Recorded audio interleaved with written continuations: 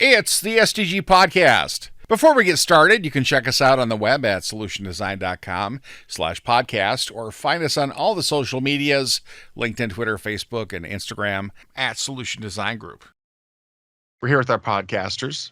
Say hello and introduce yourselves, and then I will introduce our special guest. I'm Peter Lawrence.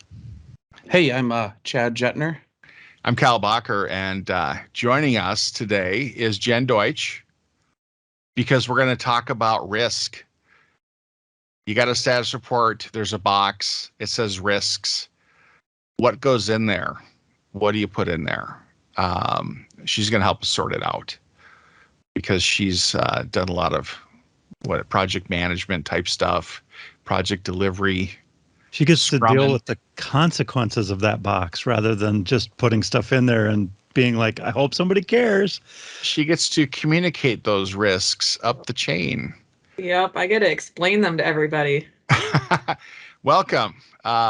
So my first question is, what constitutes a risk?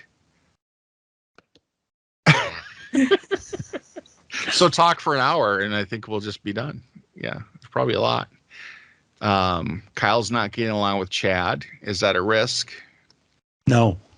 Wait, is that true? That's entertainment. Kyle, are you really not getting along with me? I'm getting along with you. I just offered to send you like this $400 recording device. Well, then why did you use that as an example? That's horrible.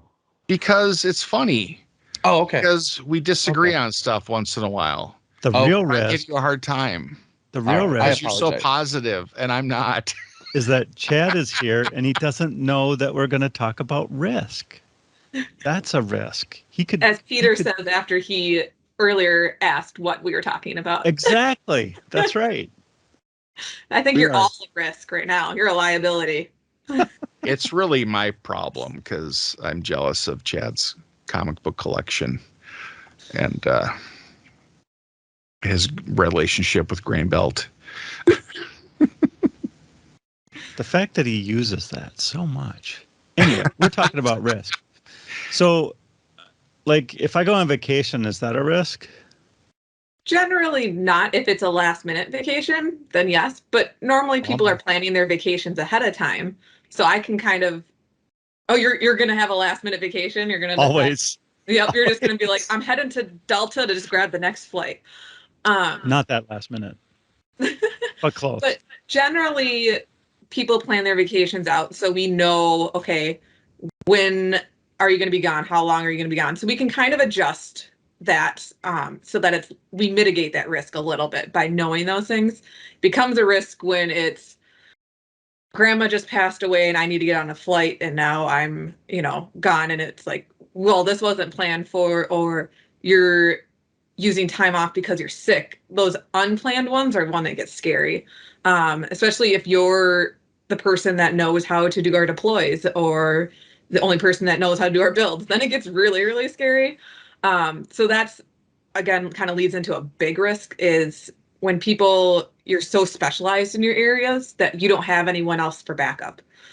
So if you're the only one that can do something, that's a huge risk, and a risk that runs into a lot of teams where they're like, none of us know how to do this. This person always did it. That's bad. None of us have access. Yep. Access is a huge one, especially when you're trying to quick troubleshoot problems for the client or whoever it may be. And all of a sudden you're like, well, none of us can get in there to figure this out. Or, okay, we did figure it out, but none of us can get the solution to the client. Chad, you're working as a team lead right now. Is that correct? Yes. So do risks get reported to you? Yes. And I report them back and we talk about them. And I was actually just pulling up my last status reports and reading all of the risks that I put in. And these are generic enough that I can talk about them. So risks, none. Risks, none. Okay, so I had to go back a few weeks here. There's a risk here where I actually told my consultant manager, Lindsay, one of the risks was that I found a place in Hawaii that'll rent out a 57 Porsche. I reserved it without checking with my wife first. That is a risk. The next one was gonna toss my phone in a Faraday cage next time I have tequila. Not really anything there, but yes, generally speaking, the risks on my side of things are like, hey, if we lose a key stakeholder, right, that is on a Yeah. project, huge, like massive risk for guys like me. Like if we switch product owners halfway through, that is a huge risk to the project timelines, to kind of everything. I try to articulate those as best I can and work around them, but that's the kind of stuff that I deal with day to day. Jen, is there anything that kind of forces risks? Like if you do this, then risks are going to happen. So Yeah. what I think of is like really tight deadlines means that any time pressure stuff. So could the cause a scary risk one is when timelines are given before a project's really established. So when we go, we're going to switch over and we're now changing our entire database structure. We're going to move over to this one. And we're going to do it in 1 year. Well, none of the people involved in that have made that decision, and to be able to say, here's all the things, there's a ton of risk involved in that. Okay, are we going to end up losing data? Are we going to be able to connect to it? What kind of delay is that going to cause for our clients? Are we going to be somewhere in this middle state? Can we revert it back if something goes wrong? But just upfront being like, we're just going to do this. And a lot of times you don't know risks until you start getting further in. It's just kind of this overarching, and that you don't know what you don't know, which is always the scariest risk, is until you're in that project doing stuff and you're like, oh, now we're getting all these weird errors, or these don't work well together. We can't connect this database to this software that we're using, or whatever it may be. It's all those little things that kind of slowly keep creeping up, and those little things get bigger along the way. It's that whole snowball effect of, okay, well, one or two off things are fine. And then it's like, okay, but now it's becoming more. And a lot of those things, it's a lot of discovery. It's generally, you're not going to have people on those projects. They're learning just as much as everybody else is. If it's a whole new platform that you're going to use, versus if it's like, okay, we're bringing in an expert, then you get a little bit of help. Someone who can be like, okay, these are things I've seen along the way. Whereas if it's all new people that are going, oh, we've never touched this before, and now we're all trying to learn, that learning curve is painful and a huge risk. Yeah. There's a lot of gambles you can take. Yeah. Is all the functionality we need going to be there? Like I'm not a developer. I've been like a master configurator. So I'm totally dependent on the platform and everything that they say the platform's going to do, it doing. So I've had a situation where there was one key piece of functionality that was, they said it worked and you could do it. And I took that at face value. And I got to a point where that thing didn't work. And then they discovered that the software manufacturer discovered it was a bug that they would have to fix in their next release. It's coming Be? someday soon. The future. Are you saying So there's things like that can happen that, was that avoidable? If I had tested that one thing sooner, then it would have made a difference. But I didn't even know I would have to use it until later on. Yep. It's that you don't know what you don't know. It's that scary factor. But what I find is if something is tightly time boxed, then you start jettisoning features and functionality, and your minimum viable product becomes the even more minimal viable product. Yep. Yeah, because there's only so many moves you can make. But generally, other than bumping out the deadline, what are some other things you think can you do early on to mitigate risk. Or even, Jen, maybe this is there's different classifications, right? Like there's technical risks, there's organizational risks, there's risks to the timeline. Do you have like broad buckets that you kind of just put these things into and address? I mean, because you don't address an organizational risk the same way you address a technical risk, right? Nope. Yeah. So I've got ones that that I would address with my developers. So I'm gonna talk to them. And a lot of times this is where having senior developers is really handy because they've seen a lot of bad things go horribly wrong.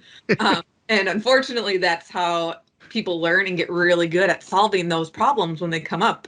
And a lot of the junior devs just haven't seen things and they can make assumptions that this is just going to work, or, hey, I can just do this. And that just do this is terrifying. And it's those little assumptions that they make, and then they slowly learn, okay, I need to be asking questions along the way, but they don't learn that, out of college. So there's ones I would talk to my developers about going, okay, is this realistic timeline? What kind of, are we going to have problems because we only have one person that knows how to do this? Is this going to be an issue because we just don't have, the operability between, maybe it's this package doesn't work well with what we were planning to do. And we thought, pulling in this package would solve all our problems, and now it doesn't. And so I kind of rely heavily on them and going, okay, on the interwebs, what have you found? All those fun research things. And then because I'm not going to bother them with going, hey, you set this timeline. I try not to bug my developers with that because going, hey, I'm pushing this timeline on you, it's just going to stress them out. And when you're stressed, you're going to write bad code. And I don't want bad code. Right. And so I'm going to try to shelter them as much as possible and say, hey, you do the best job you can do. Just keep me updated. Go, okay, I'm running into problems. And again, more senior, they're better at communicating that. It's something you learn. And then up chain, I'm going to communicate more of, okay, here's, we need more funding for, maybe we need more senior devs. Maybe we could use a consultant who comes in and knows the software better. Maybe we need to pull someone in, Microsoft and all those kind of companies, they have people that you can contact. Do we need to purchase support hours? So do we need to do something like that? Do we need to, a lot of times the unfortunate thing is people are like, we'll just throw more people at it. Well, that doesn't always help because more people in the kitchen, well, now it's clouded up and you're trying to have people push code over top of each other and it gets messy quickly. So just kind of, I've found that over commuting up top helps a lot because it's when they don't know what's going on, they tend to be like, oh my gosh, it's hard when they don't understand the tech speak. So translating from what the developer's saying upstream to going, okay, so this is where we're running into problems. We have to pull in this package. And unfortunately, these two just don't speak well together. We're trying to find a solution right now. That could take a couple days, but I'll communicate as soon as we know problems, or as soon as we have a solution. And so just keeping them in the loop. I've found that deadlines are very arbitrary, unless it's something like, okay, this is no longer going to have support and this product is now dead in the water. That's where it gets scary. Then that deadline's a real deadline. That's just a scary deadline. It's not an official deadline. It's not like the product will go away, right? Yeah. Chad, you were going to say something, right? I think so. I scared him away. He's not. Yeah, you did. I was terrified of. The deadline thing. I was going to say two things. One, what Jen said about just throwing more developers at a problem is horrible. That could be an entire huge discussion around like how do you right size a team for a project and for a set of whatever your deliverables are. And then the thing that we were just talking about is, what were we just talking about? I don't know. Yeah, great. Thanks, Peter. I don't know either, but I am going to write down the topic. But I wanted to jump in on the right sizing of the team thing before we got too far away from it, because sometimes product owners or companies or people outside of your control want to help you by adding more people to your team, which sometimes can help and sometimes can totally, practically Yeah. destroy the whole thing, right? Well, I got an intern one summer at a past job, and it was not helpful. Well, they pull It time. made my summer much more difficult. Yep. Interns are painful because you get to invest into them, but you're not getting a whole lot returned, and you're losing time that you could be doing other things. Right. Right. Holy smokes, that's really good. Yeah, you really are though. You're investing a ton of time in there. Like, some of the leadership folks on our project describe it as kind of an hourglass shape, right? Where you have all these leadership folks up the top, you have a dev team at the bottom, and then in the middle you got this funnel of a couple solution architects slash tech lead slash whatever other Your titles. DBAs, all that fun stuff. Yeah, and really adding people on either end of that doesn't add value to the project at all, right? Because it's always the middle of the hourglass, that little pinch point is the part that's hard to get perfect, I think. I mean, not when I'm on the project, but I would imagine other projects. Chad's projects are always perfect. So Yeah. another topic I wanted to bring up is, I know, Chad in particular, you've been working on this project for quite a while, right? Mhm. And I've heard mention perhaps that someone had a misunderstanding about what the deadline was, or what the go live date was, or like somebody had gotten it in their head that it was going to be on this day, and in reality nobody on the team has thought that for a year, right? So is deadlines so far out that they don't get recommunicated? Is that?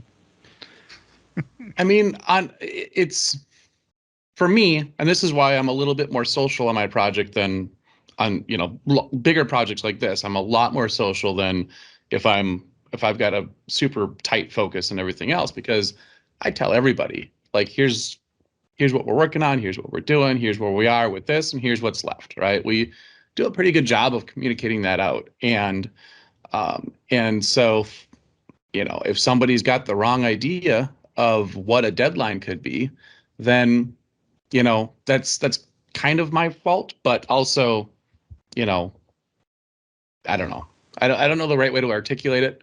I didn't invite the right person to happy hour, I guess. Well, and the happens way at I the was end thinking of of the it was sort of like, okay, we've got this imaginary deadline that's 2 years out, okay? And we're going to do our best to get the product that we've been asked for done in this 2 years, right? And you'll know at the 2-year mark whether you were right or wrong, right? Obviously, you made it or you didn't. And obviously the communication as you go along gets better and better, right? Oh, we know we're not going to get this feature done. It's gone. We talked about getting down to MVP and all of that kind of thing. But just the risk of having such like calendar years out deadlines just makes software developers think that everything is possible. Let's bring it in. Yep, bring that in. Yep, we can do that feature. Yep, add that on. Jen, how do you stop us? I think it I get where you're going also with that, also reduces kind of the sense of urgency, and you can have kind of coasting going on, and we're still in the planning phases, so we're just working on these documents, and we're just doing research, and when you're in that phase, it's harder to show like productivity. It's harder to show your work. So it's like we're not sure if we're going too slow. Like, are we going fast enough? Because that's going to matter at the other end when that deadline's approaching. It's like, man, I wish we would have hustled sooner. And I think that's maybe the benefit of sprints is you hustle sprint by sprint instead of trying to stretch all that out and then having this mystical future date when everything's just going to come together. Yep. And right now it's a feature storm. It's Christmas morning, and we can do anything. Everybody wants everything. We're going to make everybody happy. So how do you keep things going? And what kind of risk is that? Like, that people just aren't moving fast enough. Like, have you had that kind of lag? Yeah. So I'm going That's to a risk. Yeah. answer Peter's question. So I've had it both ends where you've had the developers that kind of just, they're like, ooh, this would be really cool. I'm going to throw this in here. And they kind of just keep going off. And you learn very quickly who those people are. And you learn to just kind of pay a little bit more attention and very gently say, that's a really great idea. Let's put it in our backlog. We can reevaluate that, but we can't make those decisions. We have to make, we have to have the product owner needs to be in on these. We've got people we're responsible for. So if we just kind of change things willy-nilly, it could cause us problems. But just I saying, went to the show. Yeah, exactly. Bringing them going, let's tell other people about this great idea, but let's table that for now. Let's focus on this. And then you've got the other end where you've got product owners that are like, they're trying to get their stakeholders happy. So they're like, oh, can we just sneak this little thing in here quick? It's tiny. It'll take a day. It's just real quick. They never take a day. They're never tiny. It's totally scoped out, I swear. Yep. And it always ends up being that you go in there and something else breaks, and then your entire sprint, your entire planning is all thrown off. And so those sneaky, like, oh, just this one off, it sounds so easy, sounds so nice, but it never is.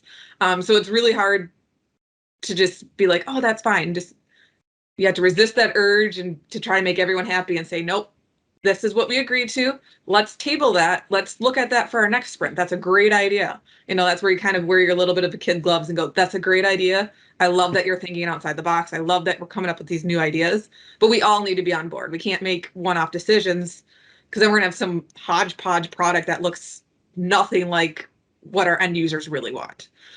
And then Kyle, if you want to rephrase your question again. I figured out how to rephrase it. How do you make sure that you're going at the right pace? Yeah, because it's definitely one of those things where you start out and you're like, the unknowns, and you're just kind of like, oh, this is cool. Like we could, and then you get these really grandiose ideas of like, well, we could pull in, what if we did this on this platform? Then we could even be bigger. It could be more, it could be faster. We could, oh my gosh. And you get really excited about all these really cool things.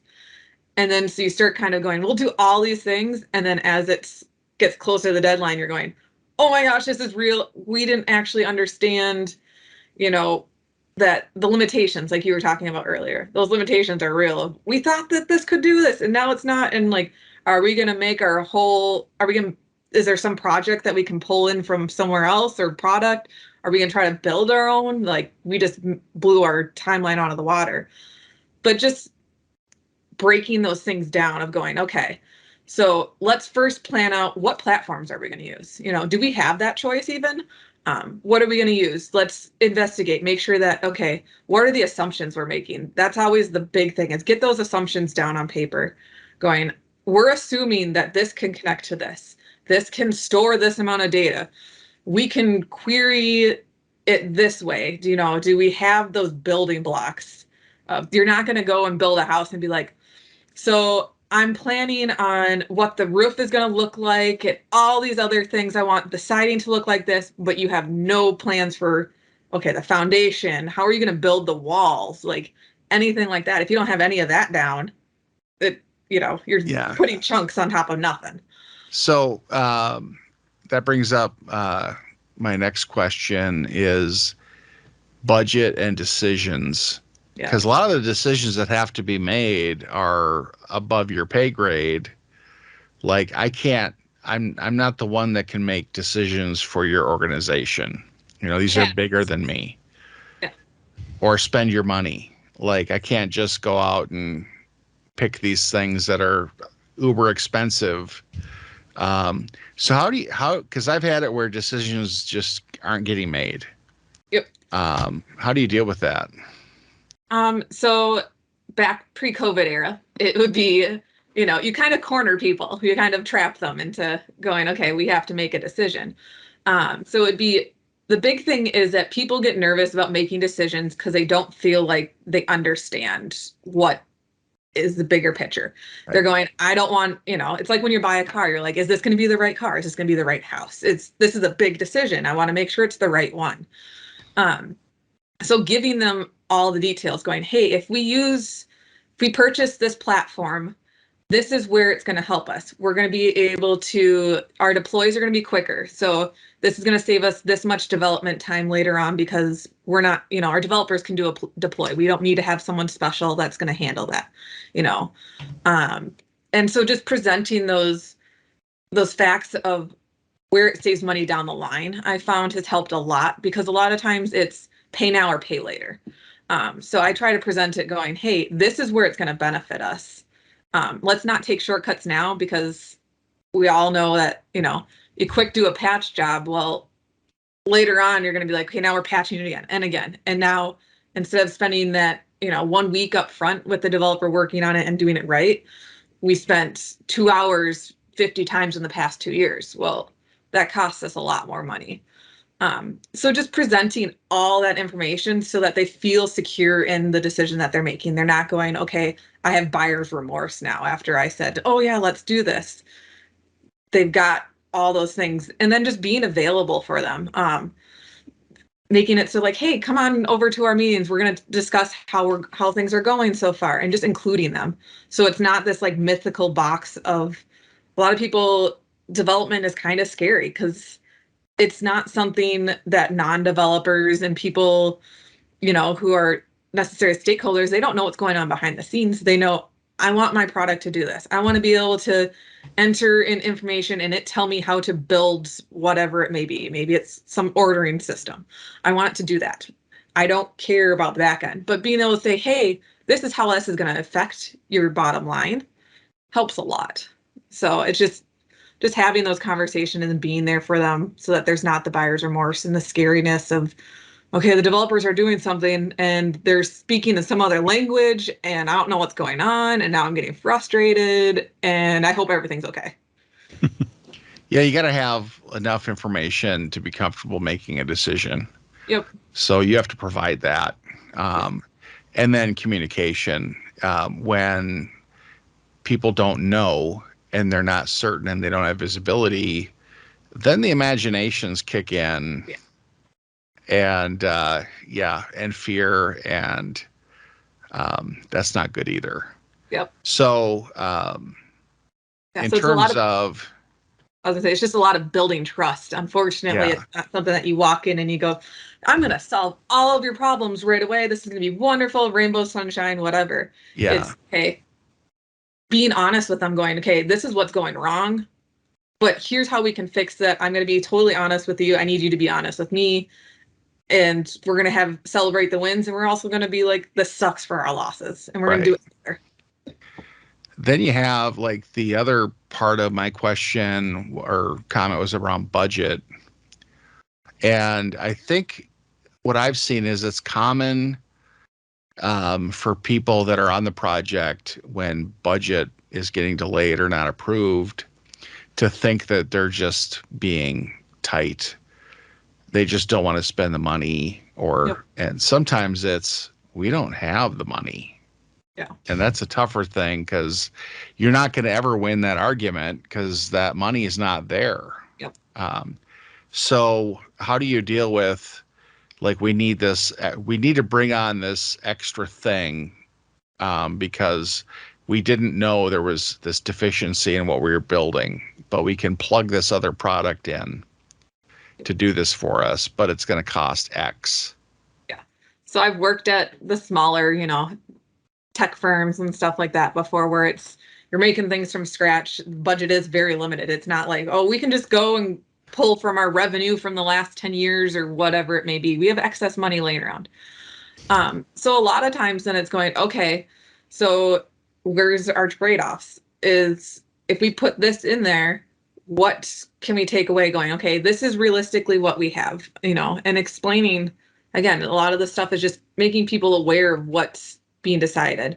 So going, we have this money, unfortunately, if we go over this, that's, impacting people's salary, that's impacting our ability to rent this building or keep the lights on. How do we pay for, our cloud instances, whatever it may be.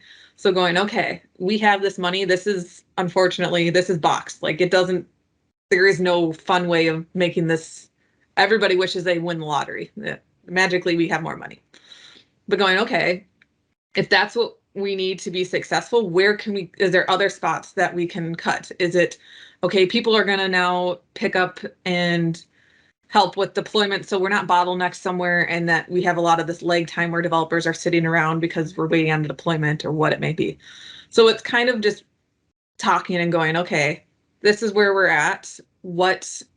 How do we shift things around? It's the same thing like I said before, building a house. You have a budget. You can't just be like, I need granite countertops. That's great. Where is that money coming from? Are you going to say, okay, well, I don't now need that jacuzzi tub, I guess. I'd rather have granite countertops. I'm going to use those more often. They're going to pay off. More people are going to see them. Right. So going with, okay, what's giving me better bang for the buck, I guess. And then there's a people side to that where, like, we can't bring any more people in, or help competing projects and initiatives, where you have, like, you're not the only thing happening at the organization. You're not the only project. And maybe some of the people on your project are part of 3 other projects. And then one of them is on fire. And now you're down a person. I think that can happen. Oh, yeah. I've also played round seen robin, the dumpster fires of, okay, this is now broken. Okay, now it's like I've said before, it's like little kids playing soccer. You don't want that to happen. You don't want everyone running after the ball. That's why there's positions. If everyone does their positions right, it looks beautiful. 5-year-olds all gathered together kicking at a ball is kind of chaotic, and it doesn't really end well. Very true. For ankles and no goals.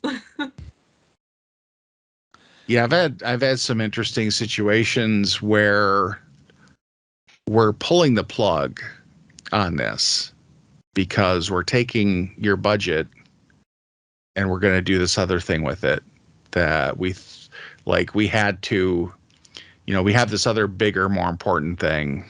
And so I'm sorry, but this is going to have to wait. A lot of that stuff you just have no control over. It's really don't. It's hard though when the plug gets pulled. It's hard not to take it personally. Oh. Well, it's, like code review type of things. You've been working on this. You feel invested. You've put in, most of your free time is spent doing this project. Like you're like, I could have been just sitting on a beach somewhere instead of working my fingers to the bone trying to code this thing, and now you're just taking it away. It gets frustrating. But then it's thinking about the beach. I know, where it's warm, not snowing. That's right. It's mid-February. Yep, it was snowing earlier. But yeah, so it really is, and so that's where, again, just kind of putting in that trust and being aware that people are human. They're gonna get hurt by some of these things, and so just being like, I know this really sucks, and I'm so sorry. This is what this is what we have to do, and having those unfortunate conversations, but being gentle about it. There's no reason to be mean to somebody and be like, just get over it. We're moving on. You need to move on too. You got to give people a little bit of space to be like, okay, I need to gather my thoughts. I'm shifting gears, and just being like, that doesn't mean it's dead in the water. Maybe that code eventually could be pulled into something else. Yeah. So, it's kind of like when sometimes you get a team member, somebody in the group that is not as experienced. I don't like the word weak. They're not as experienced. They're not as fast.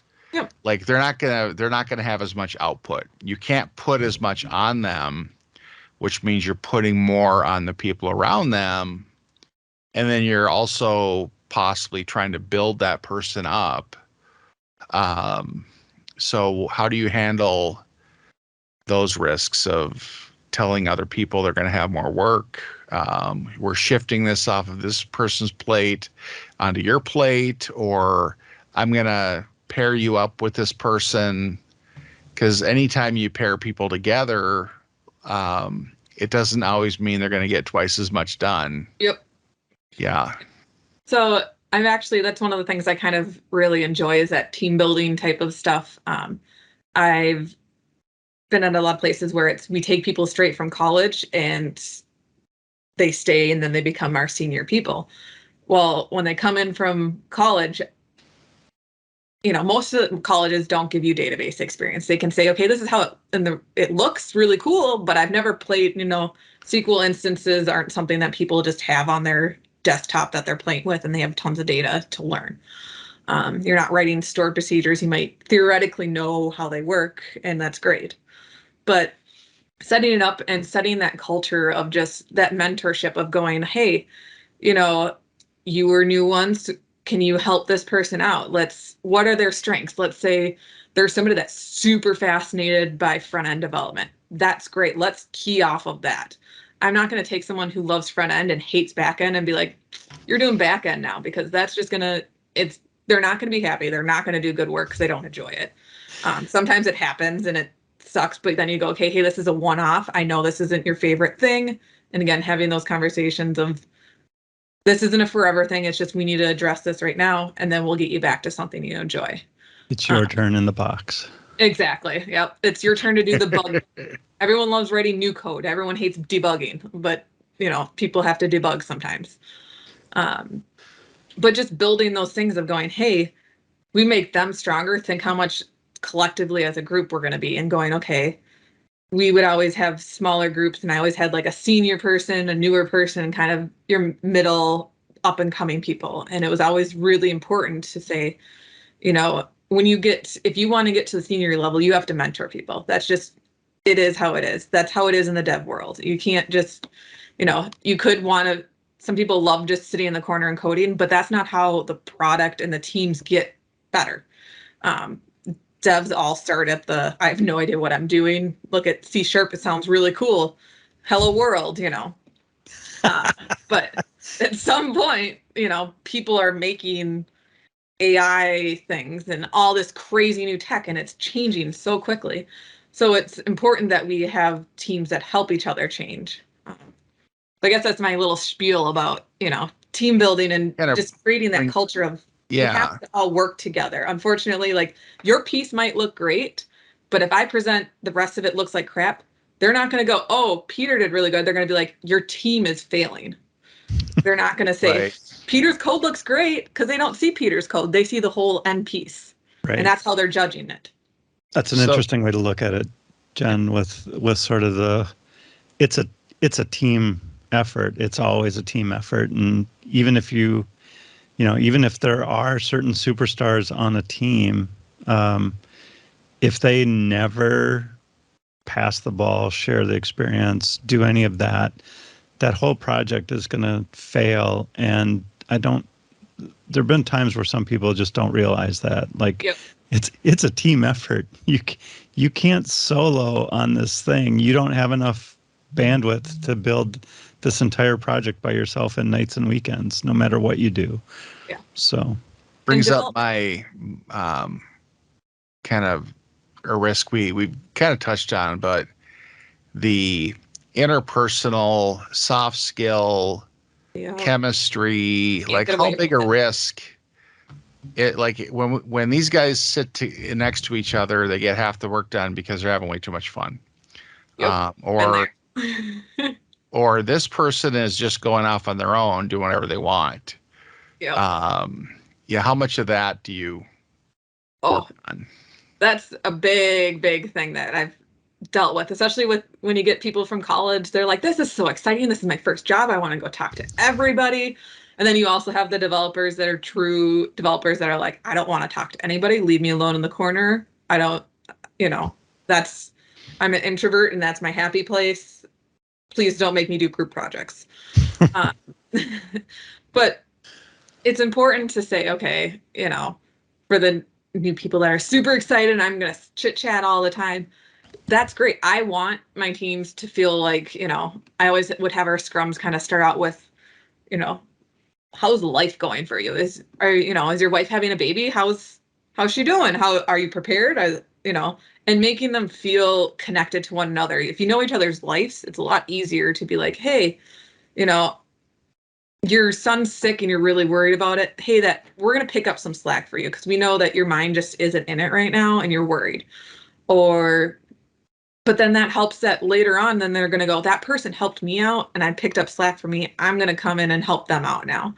And just kind of, it creates this little culture of like, when people are chit-chatting, that people are like, yes, that's the time and place. But then if it's somebody who's really distracted, to be like, hey, we need to get this done. Remember, if you feel connected to people, when people are like, hey, we got focus, you're not going to be like, oh, they hate me. They're going to be like, oh yeah, sorry. There's people that are just scatterbrained and need to be like, dude, we need to get this done. And they're like, yep, sorry, ADD brain right now. I just, are going, hey, sometimes people aren't, a lot of times I've found with junior devs that they're not focusing because they don't understand what they're supposed to be doing. So they're like, I'm just going to avoid it.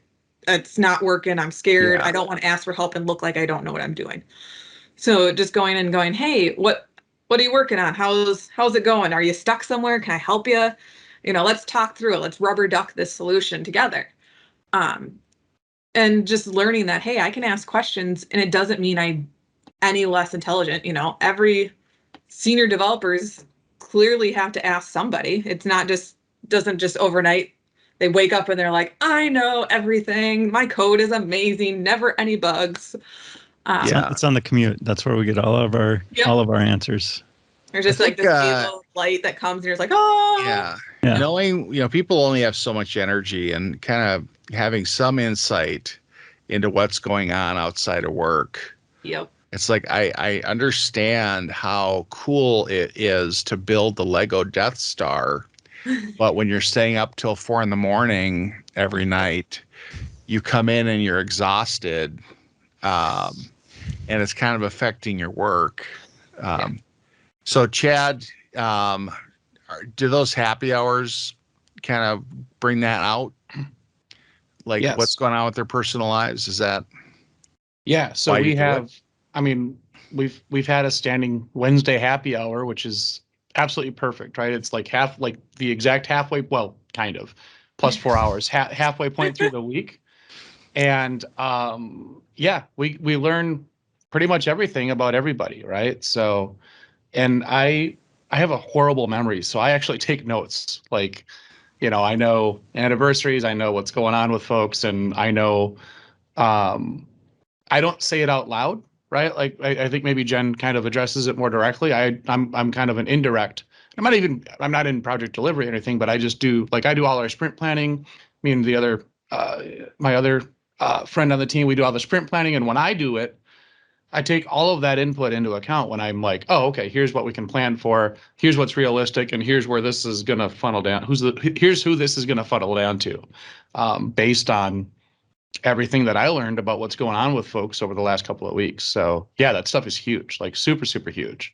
And you have to be, that's why I said early on, like, I try to be a lot more social on my projects, well, at least on this one, than usual, because that's all like super, super good inputs into what you're planning for over the next 2 weeks or month or 6 weeks.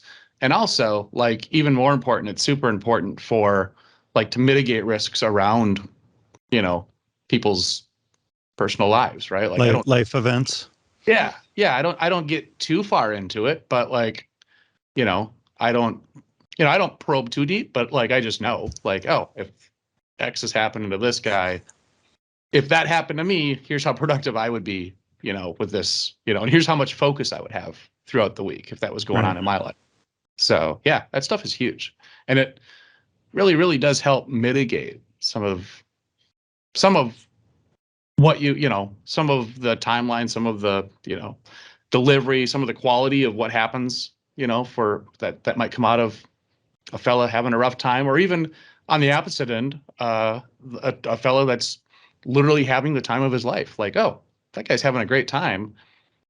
Here, like, take this. This will Let's make it a little bit worse, because he'll still be having a better time than the rest of us. Well, or if enjoying the work so much that really is super productive. There are times where you're at peak happiness, peak performance. You're coding like a mad person and going crazy, right? Well, here, have a little bit extra because you're enjoying it, and why not? I tell you take what, it off though, as a person that was put on a very difficult project, to be sitting next to a coworker that has a project that's going amazingly and they're having a blast. Like, can I move to a different spot? They're bringing It's just too me hard. down with their happiness. It's just, yeah, I'm just jealous. The jealousy's killing me. Oh yeah, personality aspect too of just like Yeah. people who are super happy, and then you've got people that are like, I can't handle that. The cheerleaders, I can't do it. So just knowing people's personalities too when building teams and stuff like that is really important because I always did smaller teams within my big team. And so that was like, okay, here's your mentor, here's your grouping, and knowing those personalities of like, these people are going to bounce off each other great because they'll just sit there and they're going to talk through solutions. They're talker people. These people are like, I'm going to be heads down. And so I'm going to be like, okay, you guys be heads down and only talk when you desperately need to. But yeah, combining those personalities or like the projects where you're sitting next to somebody who's super happy and you're like, now I just want to throw my phone at you. You're like, no, I'm glad your life's great. Mine sucks right now. This is not going well. So a lot of those interpersonal moments kind of happen like when you're together in the building. How do you create space for those in a remote world? How do you do that? You don't. So Everybody's sick of virtual happy hours. Nobody wants to do that anymore. No, we did it for 2 true. years. Yeah. We're done. We're gonna have a real happy hour. I don't know. That's my you don't is my answer. But Jen, you go ahead. There's actually a ton of really fun online games that you can do. So we have our bench at SCG where it's people who, are between clients right now. So, doing some team building there. A lot of people have started in the remote world. So we don't have these awesome SCG parties where we all get to know each other and hang out. And it's super cool and ask about everyone's lives and their puppies and, all that good stuff. So, we're doing now every Friday, we're going to start doing code names. You can do it completely online. It's a fun game. Code names. I know. See, it's the best. But just things like that where it's fun. It makes people think. You come up with these like, okay, how am I gonna? And just natural conversations happen during those of, okay, we're playing versus being like, okay, we're gonna have a meeting and we're all just gonna chat to each other. It's like, okay, now I feel pressured to say something interesting about my life of like, I don't know, I've been sitting in the house for 2 years. I haven't left. My pajama bottoms are starting to get a little tight, things like that, where it's make it a little bit more natural. Do some of those games. There's tons of them online where you do the video and then you are playing the game as you do it. It's more fluid of we're not staring at a screen at each other and be like, hey, say something meaningful. I really think that like maybe playing a multiplayer online, like, we've got, they gave us 2 hours a week to play World of Warcraft. Let's get a party together and get online and play this game. I mean, I think that would actually maybe do that because you get a sense of camaraderie and you get to have the fun banter. You get to, you Leroy get Jenkins. Yep. Yeah, we actually do that on mine. Me and another guy have regular meetings in conference room WZ, which is Call of Duty Warzone. So Nice. log off here. We play Warzone together, and we can hear each other and talk to each other. But we'll actually talk about, private chat in Warzone. We'll be talking about work while actually playing a game. That's all right. So I go back on what I said earlier. You don't. It's not that we don't. I mean, Right. there's one or two things, but we invite folks in. Like if anybody has it, they can hang out with us and play and laugh at how horrible I am. Oh, yeah. Oh, man. Yeah. Yeah. Oh my gosh, this I is going think- horribly wrong. How do I give this? This is and it's I just think that every project should begin with game selection. there we go. Like, what if you're all remote? Like, okay, what games does everybody like and play? And like that, we're gonna do a couple hours a week to have fun together. Because it's hard just to get on a call and have fun with people because you always get a couple talkers and then everybody else hides. Yep. Huh. And then you have to, since we're from Minnesota, we all have to be like, okay, is it duck, duck, gray duck or duck, duck, goose? So we can find out what team everyone's on, and It's gray Yes, duck. It's both. We live in a global world now. It's both. I bet Oh, Chad man. thinks Have to accept goose. No, it's gray duck. I mean, Nice. it just is. It's not both, Peter. It's both. It is gray It's both. duck. I grew got- up You with can't gray be from duck. New York, and Peter. This I is, just, you got to I'm a choose that. consultant. I play both. If everybody's playing duck, duck, goose, I will play duck, duck, goose. I'm not afraid. Knowing Chad is on the gray duck team makes me like him 5% more than I did 5 minutes ago. Yeah. I feel like we're closer now. We've bonded. Oh, so your argument's over now? You're not fighting anymore? No, that's all it took was gray duck. Okay. All right, let's wrap it up. Any parting thoughts, Jen? Any nuggets of wisdom you can leave us with before we shut her down? Any more nuggets? There's I know, There's we got a lot of ton. things so far. Yeah. I've talked plenty for everybody. I guess just talk. Like that's the biggest thing is that the communication, it's everything for everything.